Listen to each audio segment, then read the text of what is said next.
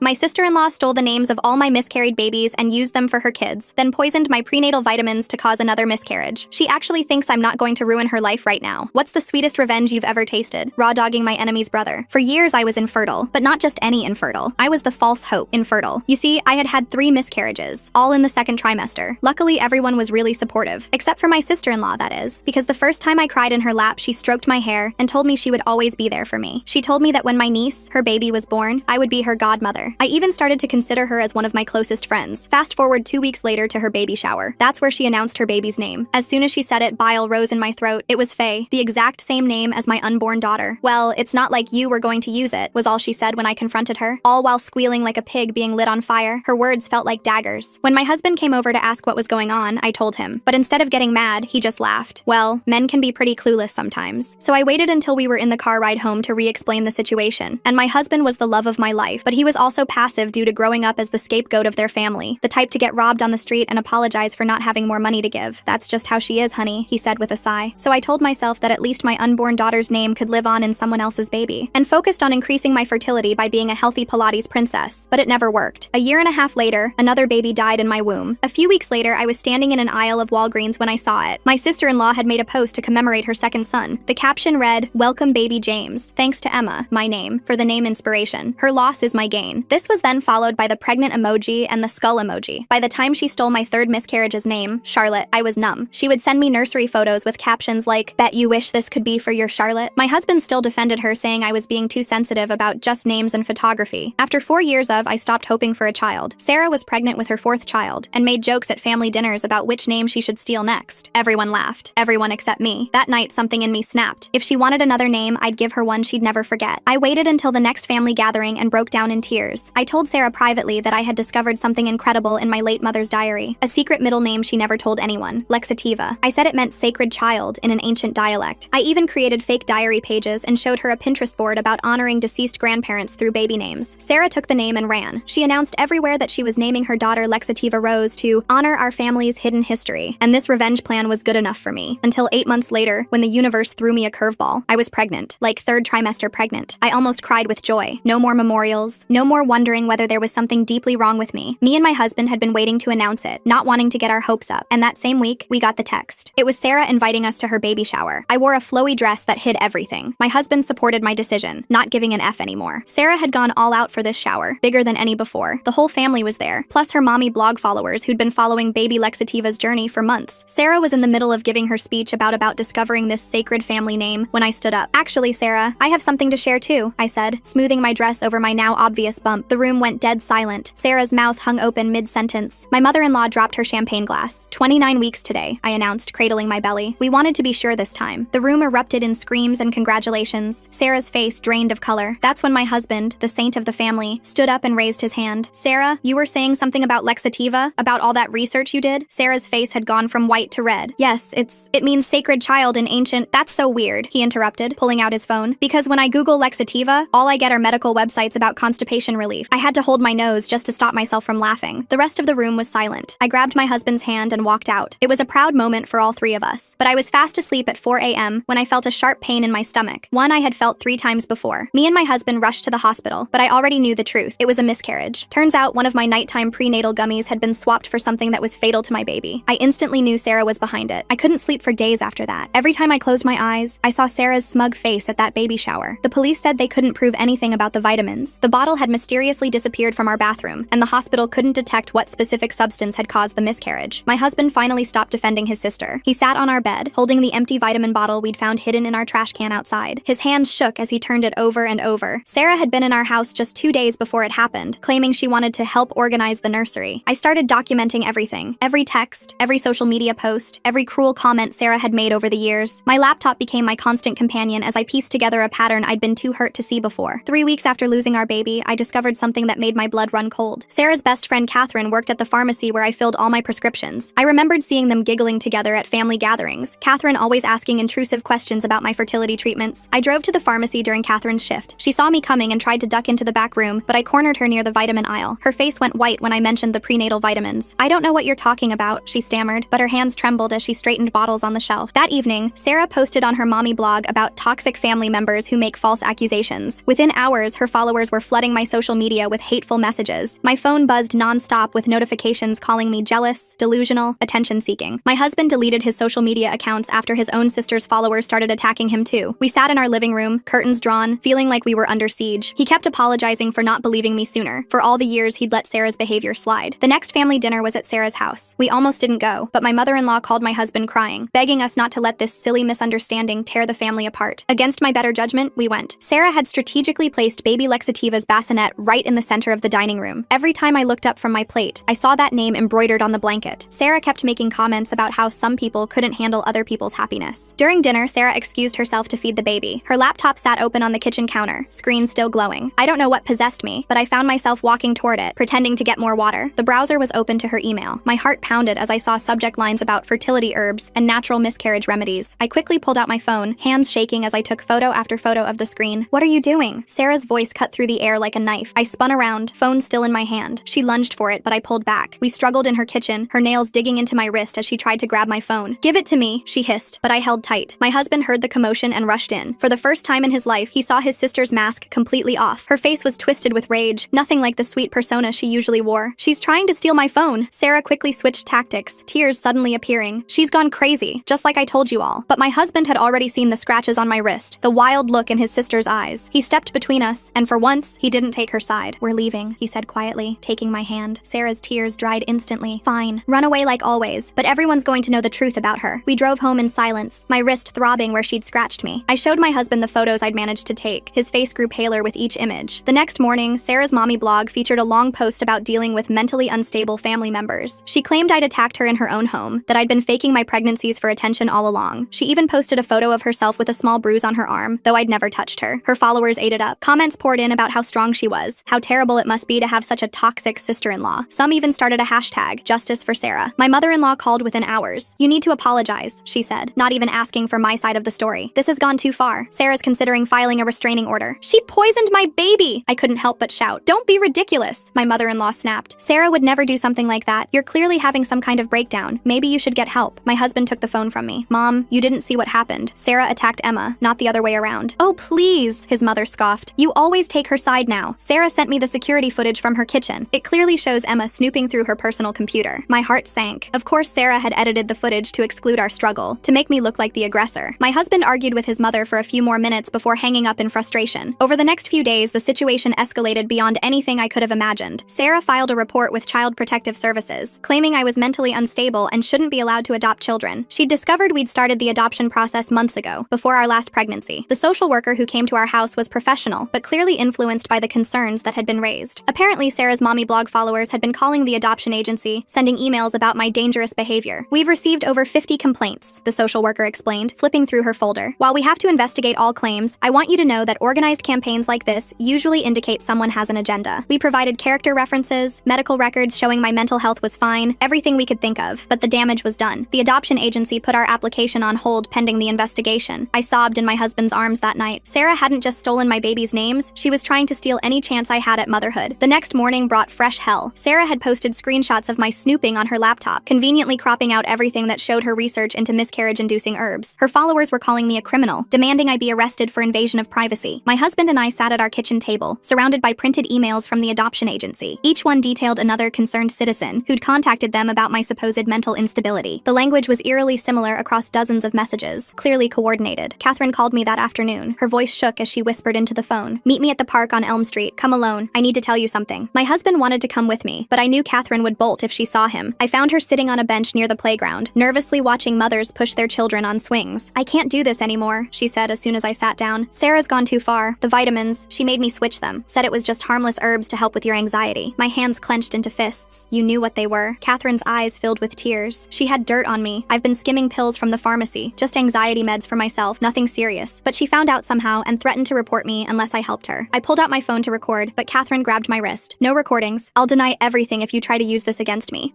I wanted you to know I'm sorry, and to warn you, she's not done." "What do you mean she's not done?" Catherine glanced around nervously. "She's been stealing your mail, has copies of all your adoption paperwork. She knows which agency you're using, who your caseworker is, everything." My blood ran cold. We'd been wondering why some of our mail seemed to go missing. Catherine stood to leave, but I grabbed her arm. "You have to tell someone. The police, the adoption agency, anyone." She yanked away from me. "I can't lose my job. I have kids too." She hurried away, leaving me alone on the bench. That evening, my husband installed security cameras around our house. We changed all our locks and had our mail forwarded to a post office box. It felt like we were preparing for war. Sarah's next move came at Thanksgiving dinner. The whole family gathered at my mother-in-law's house, tension thick enough to cut with a knife. Sarah arrived late, making a grand entrance with all 4 of her children dressed in matching outfits. During dinner, she kept making pointed comments about people who can't let go of the past and the importance of mental health treatment. My husband's jaw clenched tighter with each jab, but he stayed silent. Then, as we were clearing dessert plates, Sarah stood up and clinked her wine glass. "I have an announcement." The room fell silent. Sarah's hand moved to her stomach in that familiar gesture I'd made so many times before. "We're expecting again, and I've already chosen the perfect name." My mother-in-law gasped with delight. "Oh, Sarah, how wonderful." "Yes," Sarah continued, her eyes locked on mine. "If it's a girl, we're naming her Margaret, after Emma's dear departed mother." The room spun. My mother had died just 6 months ago, her name the last sacred thing I had left. I stood so quickly my chair toppled backward. "You wouldn't dare," I whispered. Sarah's smile was pure venom. "Why not? It's such a beautiful name, and someone should use it since you clearly can't." My husband was on his feet now too. "That's enough, Sarah. You've crossed every line." "Have I?" Sarah's voice rose to a shriek. "She's the one who broke into my computer. She's the one spreading lies about me. I'm just trying to honor family traditions. By stealing the names of dead babies?" My husband's voice was deadly quiet. The room erupted. My father-in-law started shouting about keeping the peace. Sarah's husband looked confused, asking what was really going on. The children started crying. In the chaos, Sarah grabbed her phone and started live streaming to her mommy blog followers. "You can see how I'm being attacked in my own family," she said to the camera. "All because I want to honor my sister-in-law's mother." My husband grabbed my hand. "We're leaving." As we headed for the door, Sarah called out, "Oh, Emma, you might want to check with the adoption agency. I heard they received some very interesting information about your mental health history." We drove home in silence, both of us too angry to speak. When we got home, there was a message on our answering machine from our adoption caseworker, asking us to call urgently. My hands shook as I dialed the number. The caseworker's voice was carefully neutral as she explained that they'd received documentation, suggesting I'd been hospitalized for psychiatric issues multiple times. "That's not true," I said, my voice breaking. "I've never been hospitalized for anything except my miscarriages." "I understand," she said, "but we need to investigate these claims. Can you provide your complete medical history?" After I hung up, my husband found me sobbing on our bedroom floor. He held me as I cried, whispering promises that we'd fight this, that Sarah wouldn't win. The next day, we went to the hospital to request my medical records. The administrator pulled up my file, then frowned. "This is strange. There are entries here I don't recognize." My heart sank as she showed us the screen. Someone had added fake psychiatric admissions to my electronic records, complete with diagnoses of delusional disorder and pathological lying. "This is fraud," the administrator said. "We'll need to investigate how someone accessed our system." It took 2 weeks to get the fake entries removed and documented as fraudulent. During that time, Sarah escalated her campaign. She created fake social media accounts in my name, posting unhinged rants about wanting to steal other people's babies. She sent anonymous tips to my employer about my mental instability. My husband started recording everything. He bought a small camera he wore on his shirt, documenting every interaction with his family. His mother called him paranoid, but he didn't care anymore. The breakthrough came from an unexpected source. Sarah's eldest daughter, Faye, now 8 years old, called our house one evening when her parents were out. "Aunt Emma," her small voice said, "I need to tell you something. Mommy makes us lie about you." My husband quickly started recording as Faye explained how her mother made her and her siblings tell people I was mean to them, that I scared them, that I said bad things about their family. "She practices with us," Faye said, "makes us repeat the lies until we say them right. I don't want to anymore. You've never been mean to us." We saved the recording, adding it to our growing pile of evidence. But Sarah must have found out about Faye's call, because the next day she posted about how I was manipulating innocent children and turning them against their mother. Her followers were rabid, sending death threats to my social media accounts. Someone posted my work address, and protesters showed up at my office with signs calling me a baby killer and child predator. My boss called me into his office. "I know this is personal," he said, "but it's affecting the company. Maybe you should take some time off until this blows over." I was effectively suspended from my job. Sarah had managed to destroy my reputation, my career prospects, and my chance at adoption, but she wasn't satisfied yet. 2 weeks later, my husband's grandmother celebrated her 90th birthday. We debated not going, but his grandmother had always been kind to me, and I didn't want to disappoint her. The party was at a restaurant, neutral ground we thought would be safe. Sarah arrived late, as usual, making sure all eyes were on her. She air-kissed relatives and gushed about her pregnancy, now showing prominently. During the cake cutting, I excused myself to use the restroom. Sarah followed me in, checking the stalls to make sure we were alone before turning to face me. "You should just give up," she said conversationally, applying lipstick in the mirror. "You're never going to be a mother. The adoption agency has already rejected your application." "Oh, didn't you know? I have a friend who works there." I stayed silent, remembering my husband's camera was recording everything. Sarah continued, mistaking my silence for defeat. "It was so easy, really. Catherine at the pharmacy, my friend at the hospital who helped with your medical records, the social worker who owed me a favor. You never stood a chance." "Why?" I finally asked. "What did I ever do to you?" Sarah's reflection smiled at me. "You married him. You took my brother away from me. He was supposed to always put me first, and then you came along with your fertility sob story, and suddenly he cared more about you than me. So you unalived my babies?" Sarah laughed. "I didn't unalive anything. You did that all on your own. I just helped nature along with the last one. Consider it a favor. You're clearly not meant to be a mother." I left the bathroom without another word, my heart pounding. everything. We finally had her confession on tape, but when my husband checked the camera that night, the battery had mysteriously died just before Sarah followed me into the bathroom. We had nothing. The next blow came from Sarah's husband, who called my husband asking to meet privately. We assumed he was going to threaten us, but instead, he looked exhausted and defeated. "I found her journal," he said, sliding a leather notebook across the table. "I wasn't snooping. It fell out of her purse, I think. I think you need to see this." The journal was Sarah's, and it was damning. Page after page detailed her plans to destroy me, her glee at each miscarriage, her coordination with Catherine and others to sabotage my life. But most disturbing were the entries about other family members she'd targeted over the years. She'd poisoned her mother-in-law's cat because the woman had suggested she wait to have children. She'd sabotaged her cousin's wedding by sleeping with the groom. She'd gotten her college roommate expelled by planting substances in her dorm room. "I don't know who I married," Sarah's husband said, his voice broken. "The kids. I'm filing for divorce. I'll testify about what I found if you need me to." We photocopied every page of the journal before returning it. Finally, we had real evidence. But Sarah struck first. The next morning, police showed up at our door with a warrant. Someone had reported that we were dealing substances, and they needed to search our house. My husband and I stood in our living room, watching officers tear apart our carefully rebuilt life. They found nothing, of course, but the damage was done. Our neighbors watched from their windows as police cars lined our street. After the police left, we found a note tucked under our doormat. Sarah's handwriting: "Stop now, or next time they'll find something." That night, my husband and I made a decision. We would take everything we had to the family, force them to see the truth about Sarah once and for all. We called a family meeting at my mother-in-law's house, saying we had important news to share. Sarah arrived looking smug, probably thinking we were going to announce our surrender. Instead, my husband connected his laptop to the TV and began presenting our evidence. The journal entries, the photos from Sarah's computer, the testimony from her husband, even Faye's recorded confession about being forced to lie. The room was silent as the evidence mounted. Sarah's face went from smug to panicked to furious. When we showed the journal entry about her poisoning the cat, my mother-in-law gasped. "Whiskers didn't just die," she whispered. Sarah jumped to her feet. "This is all fake. They're trying to frame me because they're jealous of my perfect family." But her husband stood up too. "It's true. All of it. I've seen the original journal. Sarah, you need help." The dam broke. Other family members started sharing their own stories about Sarah's cruelty over the years. Her pattern of behavior became undeniable. Sarah's mask finally shattered completely. She screamed at everyone, calling them liars and traitors. She grabbed a vase and threw it at the wall, sending shattered glass across the room. "You want to destroy me?" she shrieked at me. "You barren witch. You'll never have what I have. Never." Her eldest son, James, started crying. "Mom, stop. You're scaring us." But Sarah was beyond reason. She lunged at me, and this time I didn't back down. My husband and hers had to pull us apart as she clawed at my face, screaming obscenities. "I should have used something stronger in those vitamins," she screamed. "I should have made sure you could never even try again." The room went completely still. Even Sarah seemed to realize what she'd just admitted. My father-in-law's voice was cold. "Get out of my house. Don't come back." Sarah looked around the room at her family, her children, her husband. All of them were looking at her with horror and disgust. "Fine," she spat, "but I'm taking my children." "No," her husband said firmly. "You're not. Kids, come here." All 4 children ran to their father, even baby Lexativa in Faye's arms. Sarah stood alone in the center of the room, finally seeing the consequences of her actions. She left without another word, slamming the door behind her. The family sat in stunned silence for a moment before my mother-in-law started crying. "I'm so sorry," she sobbed, reaching for my hand. "I should have believed you. All those babies. I'm so sorry." The aftermath was swift. Catherine, terrified of losing her pharmacy license, came forward with a full confession about switching my vitamins. She provided receipts, text messages from Sarah, everything needed to prove what had happened. Sarah's husband filed for emergency custody and a restraining order. The divorce papers cited her journal as evidence of her being an unfit mother. He also shared that he'd found searches on her computer for how to induce miscarriage dating back years. Sarah's mommy blog imploded when someone leaked excerpts from her journal to her followers. The woman who'd built her brand on being the perfect mother was exposed as a calculating sociopath who'd poisoned family members and sabotaged pregnancies. Within days, she lost everything: her husband, her children, her family, her online following. The adoption agency called to apologize and reactivate our application, noting that the fraudulent complaints would actually strengthen our case by showing we could handle adversity. 3 months later, my husband and I stood in a courthouse, finalizing the adoption of newborn twins. We named them Charlotte and James, reclaiming the names Sarah had stolen. As we signed the papers, I thought about the long journey that had brought us here. Sarah was facing criminal charges for the vitamin tampering, though her lawyer was pushing for a plea deal involving mental health treatment instead of jail time. Her children were thriving with their father, finally free from their mother's toxic influence. Faye had started calling me Aunt Emma again, and she'd asked if she could help babysit the twins when they were older. "I want to be a good big cousin," she'd said, "not like my mom was a sister." As we drove home with our babies, my husband reached over and squeezed my hand. We'd survived Sarah's campaign of terror, and somehow we'd come out stronger. The twins gurgled in their car seats, and I smiled through my tears. Sarah had tried to steal everything from me, but in the end, she'd only stolen from herself. I had my family, my babies, my life back. And Sarah? She had exactly what she'd always given others: nothing but the consequences of her own cruelty. The courthouse adoption ceremony ended at noon. By 12:30, Sarah was already causing problems. My husband spotted her first, standing across the street from the courthouse steps where we were taking photos with Charlotte and James. She wore oversized sunglasses and a baseball cap, but her rigid posture gave her away. "Don't look," he whispered, shifting to block her view view of the twins. The photographer noticed our tension and suggested we move to the courthouse garden. As we walked away, I heard rapid footsteps behind us. Sarah had crossed the street. "Those should have been my names to give," she called out. Security intercepted her before she got close. We watched them escort her away while she shouted about her rights as an aunt. The twins slept through it all, unaware of the drama surrounding their first official day as ours. That afternoon, we discovered Sarah had been busier than we thought. Our adoption announcement on social media, posted by my mother-in-law with our permission, had been screenshot and reposted on Sarah's new blog with commentary about baby thieves and name stealers. Catherine texted me a warning. Sarah had been at the pharmacy that morning, asking strange questions about infant medications and allergies. Catherine had refused to give her any information and alerted her manager, but the encounter left everyone uneasy. We installed a doorbell camera that evening. My husband also changed our pediatrician to one across town, just to be safe. The twins needed their first checkup next week, and we weren't taking chances. Sarah's husband called the next day with disturbing news. She'd broken into his house while the kids were at school, taking photo albums and baby clothes. She'd also left a note demanding visitation with her children. "The restraining order covers the kids too," he assured us. "But she's getting desperate. She's been staying with different friends, telling them you've all turned against her for no reason." 3 days later, Sarah showed up at my husband's workplace. She'd waited in the parking garage, approaching him as he walked to his car. My husband immediately started recording on his phone. "You poisoned everyone against me," she said, blocking his path. "Even my own children won't talk to me." My husband tried to step around her, but she moved with him. "Sarah, you need to leave. You're violating the restraining order. That piece of paper means nothing. You're my brother. You're supposed to protect me, not destroy me. You destroyed yourself," he said quietly. Sarah's face contorted. She grabbed his phone and threw it against the concrete wall. It shattered on impact. Then she ran to her car and sped away before security arrived. The broken phone meant we lost that recording, but the parking garage cameras caught everything. My husband filed a police report, and a warrant was issued for Sarah's arrest. She evaded police for a week. During that time, she created dozens of fake social media profiles, flooding our accounts and our employers' pages with accusations. She claimed we'd stolen her children, ruined her marriage, and planted evidence against her. One profile particularly stood out. It used photos of Charlotte and James from the courthouse, edited to include Sarah holding them. The captions claimed they were her twins that we'd kidnapped. Several of her old blog followers, still loyal despite everything, shared the posts. My boss called me back into his office. "I know this isn't your fault," he said, sliding a printed screenshot across his desk. "But HR is concerned. These accusations of kidnapping, even though they're false, they're affecting our workplace." I stared at the fabricated photo of Sarah with our twins. "What are you saying? Take extended leave. Paid. Let this situation resolve, then we'll reassess." I cleaned out my desk that afternoon, trying not to cry. Sarah had now cost me my active employment along with everything else. That night, Faye called again. Her voice was barely a whisper. "Aunt Emma, Mom's here. She's outside Dad's house. She keeps texting me to let her in." My husband immediately called his brother-in-law while I stayed on with Faye. We could hear Sarah pounding on the door, shouting for her children. "She says she has new vitamins for the baby," Faye whispered. "Special ones to make her smart like her." My blood ran cold. "Faye, don't open that door. Stay away from the windows." Police arrived within minutes. We listened over the phone as they arrested Sarah. She screamed the entire time about her rights as a mother, how we'd all conspired against her, how she just wanted to give her baby vitamins. They found a bottle of unmarked pills in her purse. Sarah spent 2 nights in jail before making bail. Her lawyer argued she was having a mental health crisis and needed treatment, not incarceration. The judge agreed to bail with conditions. She had to wear an ankle monitor and stay away from all family members. The pills tested positive for a mild sedative, nothing immediately dangerous but completely inappropriate for an infant. It was enough to add attempted child endangerment to her charges. Sarah's former friends began distancing themselves as more truth emerged. One of them, a woman named Patricia who'd been housing Sarah, called me directly. "I'm sorry," Patricia said. "I believed her stories about you, but then I caught her in my medicine cabinet at 3 a.m. going through my prescriptions. When I confronted her, she said she was just looking for aspirin, but you don't believe her," I finished. "No, and there's more. She's been using my computer to create those fake profiles. I have screenshots of everything." Patricia emailed us dozens of screenshots showing Sarah's activity, creating fake accounts, editing photos, coordinating harassment campaigns. It was all there, time-stamped and undeniable. We added it to our evidence file, which had grown thick enough to fill a banker's box. My husband organized everything chronologically, preparing for the criminal trial. Meanwhile, we focused on our new life with the twins. They were thriving, gaining weight, and starting to smile. Charlotte had my husband's eyes, while James had my stubborn chin. Every milestone felt like a victory Sarah couldn't steal. The adoption agency called with a follow-up visit. The social worker who came was the same one who'd investigated Sarah's false claims. She smiled when she saw how well the twins were doing. "I want to apologize again for the investigation," she said, watching Charlotte grip my finger. "It's clear now that those complaints were malicious. We understand you had to follow protocol," my husband said. "Yes, but I want you to know we've flagged Sarah's name in our system. If she ever tries to adopt or interfere with another adoption, we'll know immediately." It was a small comfort, but we'd take any protection we could get. Sarah's next move came through her lawyer. She was suing for grandparent rights, claiming we were alienating her from her rightful relationship with the twins. The lawsuit was baseless. She wasn't their biological grandmother and had no standing, but we still had to respond. Our lawyer laughed when he read the filing. "She's grasping at straws. No judge will even hear this case." He was right. The lawsuit was dismissed within a week, but Sarah didn't stop there. She started showing up at places she knew we'd be: the grocery store, the park, the pediatrician's office. close, always staying just far enough away to not violate the restraining order's distance requirement, but close enough to make her presence known. One afternoon at the park, she sat on a bench 50 feet away, staring at us the entire time. Other parents noticed and moved their children away from her. When a concerned mother asked if we knew her, I simply said she was someone we had a restraining order against. Word spread quickly through the playground. Sarah must have realized her tactics weren't working because she changed approach. She started sending letters to our house through her lawyer, claiming she wanted to reconcile. Each letter contained subtle threats wrapped in language of forgiveness and family healing. "I forgive you for turning my family against me," one letter read. "I'm willing to move past the lies you've spread if you'll just let me be part of the twins' lives. They need their aunt. Don't make me prove how much." We gave every letter to our lawyer and the police. The detective handling her case told us they were building a strong harassment case on top of the existing charges. Catherine reached out again, this time with more information. "Sarah's been texting me from different numbers," she said, "offering me money to get information about your prescriptions. I've blocked every number, but they keep coming." She forwarded us the screenshots. Sarah was offering increasingly large amounts, money we knew she didn't have since her husband had frozen their joint accounts during the divorce. The divorce proceedings were moving quickly. Sarah's husband had been granted full custody, and Sarah was only allowed supervised visitation at a court-appointed facility. According to him, she'd shown up to exactly one visit, spent the entire time telling the children how everyone was lying about her, and hadn't returned since. "The kids are in therapy," he told us during a coffee meeting. "Faye especially. She feels guilty for telling you about the lies. I keep explaining she did the right thing." We assured him we'd be happy to talk to Faye anytime she needed reassurance. The poor girl had been carrying the weight of her mother's manipulation for years. 2 months after the adoption, Sarah made her biggest mistake yet. She managed to get hired at a daycare center in the next town over, using her maiden name and somehow passing the background check before her charges were fully processed. We only found out because another mother recognized her from the mommy blog drama and alerted the daycare management. They fired her immediately and reported the incident to Child Protective Services. This violation of working with children while under investigation for child endangerment added another charge to her growing list. Her lawyer dropped her as a client, citing irreconcilable differences in legal strategy. Sarah represented herself at the next hearing. She showed up in an ill-fitting suit, her hair unwashed, dark circles under her eyes. She rambled for 20 minutes about conspiracy theories and family betrayal before the judge cut her off. "Ms. Sarah," the judge said sternly, "you need proper legal representation. I'm appointing you a public defender." "I don't need help," Sarah insisted. "I just need people to listen to the truth." "The truth according to whom?" the judge asked. "According to me. I'm the victim here." The judge scheduled another hearing and ordered Sarah to undergo a psychiatric evaluation. She stormed out of the courtroom, shouting about injustice. In the parking lot, she confronted us again. This time, my husband and I were ready. We both had our phones recording as she approached. "Enjoy them while you can," she hissed, gesturing toward the twins in their car seats. "You think you've won, but I know things. I know which formula you buy, which diapers you use, where you take them for walks." "Sarah, you're being recorded," my husband said calmly, "and you're violating the restraining order." She laughed, a sound devoid of sanity. "Restraining order? You mean that joke of a paper? I've violated it a dozen times. Following you is easy when you're so predictable." "Thank you for the confession," I said, ending the recording. Her face went white as she realized what she'd done. She turned and ran to her car, but court security was already approaching. They detained her until police arrived. This time, bail was revoked. Sarah would await trial from jail. The judge cited her confession of multiple restraining order violations and the escalating pattern of behavior as reasons for holding her. Her husband brought the kids to visit us the week after Sarah's incarceration. It was the first time they'd seen the twins in person. Faye was gentle and sweet with them, while James and the other children were curious but careful. "Mom's in jail?" little James asked his father. "Yes, buddy. She made some bad choices." "Is it our fault?" Charlotte asked, her 7-year-old face creased with worry. "No, sweetheart. Nothing Mom did is your fault. She's sick in her mind and needs help." The kids seemed to accept this explanation. They played with the twins' toys and helped feed them bottles. It was a glimpse of what family gatherings could have been like if Sarah hadn't poisoned everything with her jealousy. My mother-in-law came by later that week. She'd aged years in the past months, the stress of Sarah's actions weighing heavily on her. "I failed her somehow," she said, watching the twins sleep. "I must have. Normal people don't do what she did." "Mental illness doesn't mean you failed as a parent," my husband told her gently. "Sarah made choices. Bad ones. That's on her, not you." We spent the afternoon looking through old photo albums, pictures of Sarah as a child, smiling and seemingly normal. My mother-in-law pointed out moments she now recognized as warning signs. Sarah's rage when she didn't win a game, her manipulation of younger cousins, the mysterious illness of a classmate who'd struck her for class president. "I always made excuses," my mother-in-law admitted. "Said she was competitive, driven. I never wanted to see what was really there." The criminal trial was set for 6 months out. Sarah's public defender was trying to build an insanity defense, but the prosecutor felt confident. The evidence was overwhelming, from Catherine's testimony to the journal entries to Sarah's own recorded confessions. We settled into a new routine: park visits without looking over our shoulders, doctor appointments without fear of tampering, family dinners where Sarah's name rarely came up. The twins grew bigger every day, their personalities emerging. Charlotte was the serious one, studying everything with intense focus. James was all smiles and giggles, charming everyone he met. They were perfect, and they were ours, and Sarah couldn't touch them from behind bars. The daycare center where Sarah had briefly worked sent us a letter. They were implementing new background check procedures because of what happened. They also offered us free childcare if we ever needed it, their way of apologizing for the security lapse. We declined politely. The twins would stay with family or trusted friends when when needed. Trust was earned slowly these days. Catherine sent a final text. I'm moving. New job, new state. I need to start over where no one knows what I did. I'm sorry again. Take care of those babies. I didn't respond. Some bridges, once burned, couldn't be rebuilt. 5 months into Sarah's incarceration, we got unexpected news. She was pregnant. Apparently, she'd been seeing someone before her arrest, and now faced giving birth in prison. Her husband was devastated. Those kids don't deserve another sibling born into this mess, he said. And who knows what she took while pregnant? She wasn't stable. The pregnancy added another layer of complexity to the trial. Her lawyer pushed harder for the insanity defense, arguing no sane woman would commit crimes while pregnant. The prosecutor countered that Sarah's calculated actions showed clear premeditation, not insanity. We attended every pre-trial hearing, sitting quietly in the back, bearing witness. Sarah grew larger and more disheveled with each appearance. She'd stare at us with naked hatred, her hands cuffed over her expanding belly. During one hearing, she exploded. "They stole my life," she screamed, pointing at us. "My babies, my family, everything! And now they sit there judging me!" The judge ordered her removed from the courtroom. As guards escorted her out, she turned back one more time. "Charlotte and James were supposed to be mine." The courtroom was silent after her outburst. Even her lawyer looked defeated. A month before trial, Sarah went into labor. The baby, a girl, was born healthy despite everyone's fears. Sarah named her Emma. My hands shook when I heard. Even now, even after everything, she was trying to hurt me, using my name for her child conceived in chaos and born in custody. Child Services took baby Emma immediately. Sarah had no rights to her, given her current situation and charges. The baby went to foster care while the state decided on permanent placement. Sarah's husband considered taking her but ultimately decided against it. "My kids have been through enough," he explained. "I can't bring home their half-sister as a constant reminder of their mother's breakdown." The trial began on a cold February morning. Charlotte and James were 11 months old, walking and babbling their first words. We left them with my father-in-law and took our seats in the courtroom. Sarah entered in shackles, her postpartum body shrouded in an orange jumpsuit. She'd lost weight since giving birth, her face gaunt and hollow. She found us immediately in the gallery, her stare unwavering. Catherine testified first, detailing how Sarah had blackmailed her into switching my vitamins. She broke down crying during cross-examination, but stuck to her story. The pharmacy had already revoked her license. This testimony was part of her plea deal. Sarah's husband went next, presenting the journal and describing years of manipulative behavior he'd been blind to. He shared stories of Sarah's escalating cruelty toward family members, her obsession with control, her inability to accept any perceived slight. When it was my turn to testify, I spoke clearly and calmly about the stolen names, the poisoned vitamins, the systematic destruction of my life. I showed photos of the twins, healthy and thriving despite Sarah's attempts to prevent their existence. She wanted me to suffer, I said, meeting Sarah's gaze, because I had something she couldn't control, her brother's love and loyalty. Sarah's lawyer tried to paint me as vindictive, suggesting I'd orchestrated everything to steal Sarah's life. But the evidence spoke louder than his theories. The prosecution presented everything: the emails, the fake social media accounts, the doctored medical records, the harassment campaign. They played recordings of Sarah's threats and confessions. They showed the jury the unmarked pills she'd brought to her children's house. Sarah testified on her own behalf against her lawyer's advice. She rambled about conspiracies and betrayal, claiming I'd been planning to destroy her from the day I met her brother. She insisted the vitamins were meant to help me, that the names were coincidences, that everyone was lying. "I'm a good mother," she insisted, tears streaming down her face. "They took my babies away because they're jealous of what I had." The prosecutor's cross-examination was brutal. He walked her through each piece of evidence, forcing her to confront her own words and actions. Sarah's story changed with each question, contradictions piling up. Finally, he asked, "Did you or did you not tamper with Emma's prenatal vitamins?" Sarah was silent for a long moment. Then quietly, "She didn't deserve to be a mother." The courtroom erupted. The judge called for order while Sarah's lawyer put his head in his hands. She'd just confessed on the stand. Closing arguments were brief. The evidence was overwhelming, the confession damning. The jury deliberated for less than 2 hours, guilty on all counts. Sarah showed no emotion as the verdict was read. She stared straight ahead, her face blank. The judge scheduled sentencing for the following month. Outside the courthouse, reporters waited. We pushed past them without comment. There was nothing to say. Justice had been served, but it brought no joy. A family was shattered, children motherless, a baby girl named Emma growing up in foster care. The sentencing hearing was quieter. Sarah appeared medicated, her movements slow and deliberate. Character witnesses spoke on both sides. Her children didn't attend. The judge sentenced her to 15 years with possibility of parole in 7. She'd serve her time in a facility with a mental health program. It was more lenient than the prosecutor wanted, but harsher than her lawyer hoped. As guards led her away, Sarah turned one last time. "Take care of my Emma," she said softly. I didn't know if she meant me or the baby, maybe both, maybe neither. We drove home to our twins, who greeted us with smiles and outstretched arms. Charlotte had learned to say mama while we were gone. James demonstrated his new ability to stack blocks. That night, after the twins were asleep, my husband and I sat on our porch. The stars were bright, the air crisp. We didn't talk about the trial or Sarah or the years of pain. We just sat together, breathing in peace. 2 weeks later, we got a call from Child Services. Sarah's baby Emma needed a permanent placement. Would we consider adopting her? My husband and I looked at each other, then at our twins playing on the floor. Charlotte was trying to feed James a toy car while he giggled. They were so happy, so innocent. "We'll think about it," I told the social worker. That night, we talked for hours. Could we raise Sarah's child? Could we look at her every day and not see her mother? Could we deny an innocent baby a loving home because of who gave birth to her? In the end, end. Love one. Baby Emma joined our family 3 months later. We kept her first name but gave her a new middle name, Hope. Sarah's children visited often. They adored all 3 babies, especially Faye, who took her role as eldest cousin seriously. Their father started dating a kind woman who treated the kids well. Healing was slow but happening. My mother-in-law found peace in being a grandmother. She doted on all the children equally, making up for lost time. She never mentioned Sarah unless asked, and even then only briefly. She's getting help, was all she'd say. That's what matters now. I returned to work when the twins turned 2. My boss welcomed me back with a promotion, acknowledging how professionally I'd handled an impossible situation. My coworkers threw a small party, complete with baby photos on my desk. Life settled into a new normal. 3 children under 3 was chaos, but beautiful chaos. Emma grew to look nothing like her biological mother, all bright smiles and gentle nature. The twins accepted her as their sister without question. We told them the truth in age-appropriate ways as they grew, about families being complicated, about mental illness, about choosing love over hate, about how sometimes people who should love you can't, but that doesn't mean you're unlovable. Catherine wrote once, a long letter of apology and updates on her new life. She was in therapy, working at a hospital, trying to make amends for her choices. I wrote back once, wishing her well. Some forgiveness takes time. Sarah's husband remarried when his youngest turned 10. The wedding was small but joyful. All 4 kids were in the wedding party, beaming with happiness. They'd found stability again. We received occasional updates about Sarah from her lawyer. She was taking her medication, attending therapy, working in the prison library. She'd found religion, then lost it, then found it again. She wrote letters to her children that her ex-husband saved unopened, waiting for them to decide if they wanted to read them someday. She never wrote to us. We were grateful for that. On the twins' 5th birthday, we threw a big party. All the cousins came, along with school friends and neighbors. Faye, now a teenager, helped organize games. Sarah's other children sang happy birthday with genuine joy. Baby Emma, now 3, tried to blow out her siblings' candles. Charlotte stopped her gently while James laughed. They were so patient with their little sister, protective and loving. My husband's grandmother, now 95, sat in her wheelchair beaming. She'd lived to see her family heal from the fractures Sarah had caused. She held baby Emma on her lap, whispering stories about the family's history, the good parts. That night, after cake and presents and too much excitement, we tucked 3 exhausted children into bed. Charlotte insisted on one more story. James wanted extra cuddles, and Emma needed her special blanket arranged just right. As I closed Emma's door, I thought about Sarah in her cell. Did she think about the children she'd lost through her own actions? Did she regret the path she'd chosen? Did she ever accept responsibility? I'd never know, and that was okay. Her journey was hers alone now. My husband found me in the hallway, pulling me into a hug. We'd survived the impossible and built something beautiful from the ashes. Our children were happy, healthy, loved. That was what mattered. The next morning brought the usual chaos. Spilled cereal, lost shoes, arguments over toys, normal family life. Charlotte helped Emma find her favorite dress while James fed the dog breakfast. They were good kids, kind kids, despite or perhaps because of their origin story. My phone buzzed with a text from Faye. Can I babysit this weekend? I want to practice for when I have kids someday. I smiled, typing back yes. The cycle of family continued, healthier now, built on truth and choice rather than manipulation and pain. Sarah had tried to destroy us with her jealousy and cruelty. Instead, she'd created a larger, stronger family united by love and resilience. Her biological children thrived without her poison. Her baby grew surrounded by the love she'd tried to deny others. And us? We had everything she'd wanted, not because we'd stolen it, but because we'd earned it through patience, perseverance, and the choice to love even when it hurt. The twins started kindergarten that fall. Charlotte organized her supplies with military precision, while James charmed his teacher within minutes. Emma watched them leave with tears, counting the days until she could join them. We stood at the bus stop, 3 parents waving goodbye. My husband squeezed my hand as the bus pulled away. We'd made it. Despite everything, we'd made it. That afternoon, while Emma napped, I finally opened the box I'd kept in our closet. Inside were the ultrasound photos of our lost babies, the ones whose names Sarah had stolen. I looked at each one, remembering the hope and heartbreak they represented. Then I added new photos: Charlotte, James, and Emma playing together. Life from loss, joy from sorrow, family from the ashes of another's destruction. I closed the box and put it away. The past was honored but not dwelt upon. The present demanded too much attention, too much love, too much life to waste time on what might have been. Downstairs, Emma was awake, calling for snacks. I headed down to meet her, ready for whatever came next. We'd survived Sarah's worst. Everything else was just life. Messy, beautiful, ordinary life. And that was more than enough.